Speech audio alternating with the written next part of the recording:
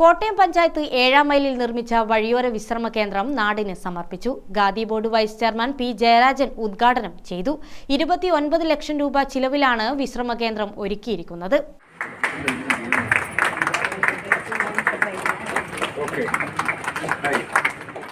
വഴിയാത്രക്കാർക്ക് ഇങ്ങനെയൊരു വഴിയോര വിശ്രമ കേന്ദ്രം ഇവിടെ ഉണ്ടെന്ന് സഞ്ചരിക്കുന്നവർക്ക് മനസ്സിലാവില്ല.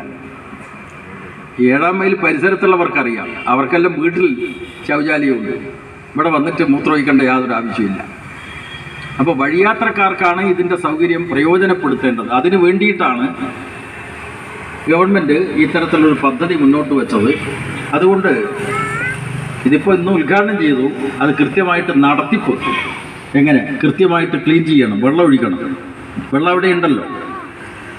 അപ്പോൾ ശുചീകരണം കൃത്യമായിട്ട് നടത്തണം എന്ന് മാത്രമല്ല, ഇവിടെ കുറച്ച് സ്ത്രീകൾക്ക് ഇപ്പോൾ കുടുംബശ്രീ, നമ്മുടെ നാട്ടിൽ പലയിടത്തും കുടുംബശ്രീയുടെ സംരംഭങ്ങളാണല്ലോ വന്നുകൊണ്ടിരിക്കുന്നത്. ഉദ്ഘാടന ചടങ്ങിൽ കോട്ടയം പഞ്ചായത്ത് പ്രസിഡന്റ് സി രാജീവൻ അധ്യക്ഷനായി. Panchayat assistant engineer A Shaja report അവതരിപ്പിച്ചു.